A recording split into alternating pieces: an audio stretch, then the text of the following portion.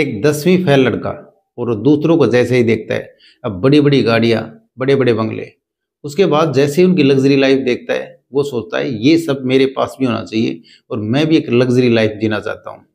लेकिन उसके बाद उसके पास छोटा सा घर होता है और गाड़ी होती नहीं, एक साइकिल होती है, और उसने पढ़ाई भी इतनी कर नहीं रखी थी ताकि वो अपनी लाइफ को लग्जरी बना सके।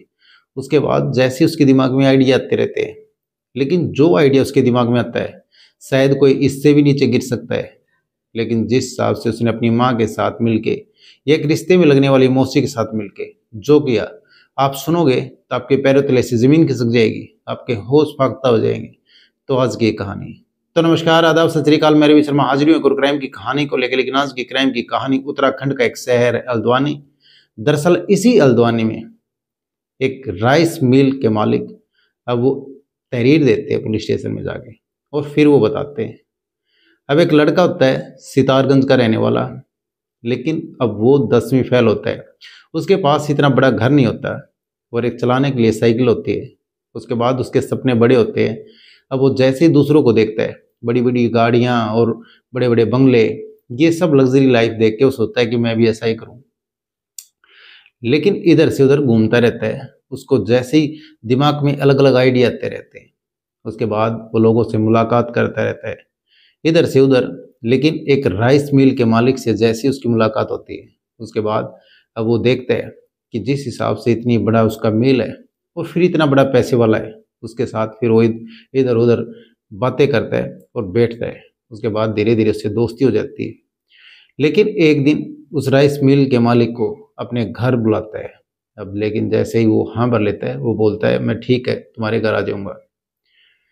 उसके बाद सितारगंज में एक दिन वो पहुंचता है। जो राइस मिल का मालिक होता है वो उसके घर जाता है। लेकिन जैसे ही उसके घर जाता है, वहाँ पे उसको बैठाते हैं और फिर कोल्ड ड्रिंक्स लेके आते हैं। कोल्ड ड्रिंक्स जैसे ही पीता है, उसको थोड़ा नशा सा होता है। उसके बाद जैसे ही नशा सा होता है, उसको पता नहीं रहता क्या हो रहा है।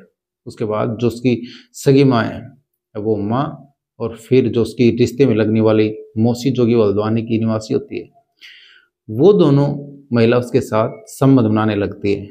लेकिन जैसे ही संबंध बनाती है, अब वही लड़का अब उनकी वीडियो बनाता है और वीडियो बनाता रहता है अपनी माँ की और मौसी की। वो वीडियो बना लेता है, अपने फ़ोन की गैलरी में कैद कर लेता है। उसके बाद ये सब होने के बाद वो राइस मिल का मालिक फिर अपने घर चला जाता है। लेकिन जैसे ही वो अपने घर जाता है और फिर वो लड़का उसके पास मैसेज करता है, उसके पास उसको ब्लैकमेल करता है, उसको अब पैसे की डिमांड करता है। लेकिन जैसे ही उससे ये सब कहता है, अब जो राइस मिल का मालिक होता है उसके पैरों तले से ज़मीन खिसक जाती है कि अगर जिस हिसाब से इन्हें पैसे मांगे, अगर नहीं दिए तो फिर मेरे ख्याल से जिस तरह से अब जो जो इस वीडियो को देखेगा तो मेरी बेइज्जती होगी, और मेरे को लोग क्या कहेंगे और रिश्तेदार क्या कहेंगे। ये सोच करके अब वो सोचता है कि कुछ पैसे दे देता हूँ। लेकिन उससे पूछता है कि कितने पैसे चाहिए। उसके बाद अब लड़का उससे डिमांड करता है 40 लाख रुपए की। लेकिन जैसे ही इधर से उधर अब पैसे की डिमांड करता है, 40 लाख धीरे धीरे करके ले लेता है और एक टाटा सफारी गाड़ी उससे ले लेता है। लेकिन ये सब लेने के बाद अब फिर उधर उसका जो छोटा सा मकान है, उसमें अब मकान का काम शुरू हो जाता है। अब मकान बड़ा बनने लगता है। लेकिन इधर उसके पास चलने के लिए टाटा सफारी तो होती है, लेकिन उसको गाड़ी चलानी नहीं आती थी। अब वो 10वीं फेल होता है। उसके बाद वो एक ड्राइवर का इंतजाम करता है, लेकिन ड्राइवर जो कि क्वालिफाइड होता है, और फिर वो ग्रेजुएट होता है, और उसको वो 5,000 रुपये में ड्राइवर रखता है। और फिर वो खुद जो कि 10वीं फेल लड़का उसके साथ बैठ के चलता है। लेकिन इधर से उधर जब भी कहीं जाता था तो उसी गाड़ी में जाता था। उसके बाद अब जैसे ही मकान में पैसे लगते हैं, उसके बाद उसको लगा कि जिस हिसाब से तुम्हारे फ़ोन की गैलरी में वो वीडियो कैद है, और फिर से डिमांड करते हैं। उसके बाद अब राइस मिल के मालिक के पास फिर से वो फ़ोन करता है और फिर से अब पैसों के लिए कहता है। लेकिन जैसे ही पैसों के लिए कहता है, लेकिन अब की बार जो डिमांड थी वो बहुत ज़्यादा थी। अब की बार 60 लाख रुपए की डिमांड आती है। लेकिन जो राइस मिल का मालिक होता है वो सोचता है जिस हिसाब से मैंने उसको 40 लाख रुपए दे चुका और एक टाटा सफारी अगर और दिए तो फिर इसकी और डिमांड बढ़ेगी। लेकिन ऐसे तो मैं कंगाल हो जाऊंगा। उसके बाद जो उसकी मौसी होती है, जो रिश्ते में लगने वाली उसकी मौसी, अब उसको ये सब करने के लिए इस लड़के ने 16 लाख रुपए की बात की थी। लेकिन उसकी जो रिश्ते में लगने वाली मौसी, उसको 16 लाख रुपए नहीं मिलते, ये देता ही नहीं है। लेकिन उसके साथ ये सब होने के बाद अब वो महिला इधर से उधर घूमती रहती है। उसके बाद अब ये सब होने के बाद इसमें एंट्री होती है एक पुलिस वाले की।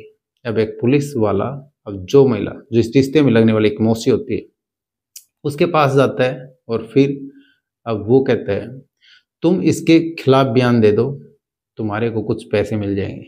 अब फिर वो राइस मिल का जो मालिक का लड़का होता है उससे उसकी मौसी को 10,000 रुपये दिलाता है। अब पुलिस वाला ये सब कहता है कि उसके खिलाफ तुम बयान दे देना।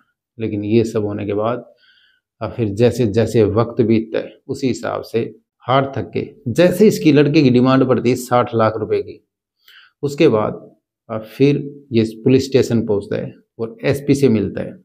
वो जो राइस मिल का मालिक है वो एक तहरीर देता है और ये सब बताता है। लेकिन जिस तरह से उसको एसपी को तहरीर दी, उसके बाद पुलिस वालों ने अब इसके पास जो भी सीडी होती है और जो भी इसकी गैलरी में डाटा होता है और जो भी इसके पास पेन ड्राइव होती है वो सब कलेक्ट कर लेते हैं।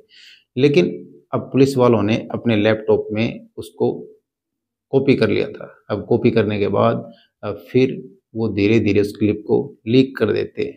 लेकिन लीक हो जाती है वो प्रेस वालों के भी पास चली जाती है। जिस तरह से ये सब कानून भी इस चीज़ को इजाज़त ही नहीं देता। कोई ऐसी वीडियो है उसको शेयर करने के लिए या फिर कॉपी करने के लिए, क्योंकि आपने कई घटनाएं ऐसी सुनी होंगी जिस तरह से ऐसी वीडियोस किसी की लीक हो जाती है तो काफ़ी वो खुदकुशी कर लेते हैं या फिर कुछ भी गलत हो जाता है। उसके बाद राइस मिल के मालिक अब एसपी के पास जाके वो तहरीर देते हैं। लेकिन जिस तरह से एक लड़के ने जो 10वीं फेल होता है लेकिन उसके ख्वाब इतने बड़े होते हैं, अब एक राइस मिल मालिक को ब्लैकमेल किया और फिर अपनी ही माँ के साथ मिलके और फिर रिश्ते में लगने वाले मौसी के साथ मिलके अब उसने इतना गंदा काम किया, इतना घिनौना काम किया। उसके बाद जिस तरह से उस राइस मिल मालिक की जो अश्लील वीडियो बनाई और उन्होंने उसके साथ शारीरिक संबंध बनाए, या राइस मिल मालिक ने भी उसके साथ जो 2 महिलाएं उनके साथ संबंध बनाए, फिर उस लड़के ने उसकी पीछे से वीडियो बना ली और वीडियो बना करके उसके साथ ब्लैकमेलिंग करता रहा। 40 लाख रुपए एक टाटा सफारी उसने पहले ही ले चुका था। उसके बाद सीधा 60 लाख के लिए डिमांड कर दिया। लेकिन पुलिस उसके बाद जैसी तहरीर मिलती है पुलिस जांच में जुड़ जाती है और मामले की कार्रवाई को आगे बढ़ाती है।